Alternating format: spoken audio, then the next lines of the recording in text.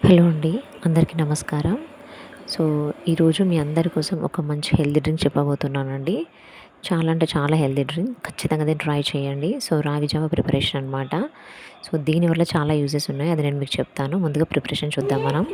So, మీరు ఒక glass water తీసుకోండి. దాన్ని వేడి చేయండి. అవి మరుగుతున్నప్పుడు రాగి జావ పొడి ఉంటుంది కదండీ! సో, దాన్ని ముందుగా ఉండలు లేకుండా వేరే బౌల్‌లో వాటర్ తీసుకొని ఉండలు లేకుండా కలుపుకొని మరుగుతున్న వాటర్‌లో వేసుకోండి. వేసుకొని ఒక 5 మినిట్స్ మంచిగా దాన్ని మరగనివ్వండి. చూడండి నేను ఇక్కడ చూపిస్తున్నాను. అంతా అయిపోయిందండి.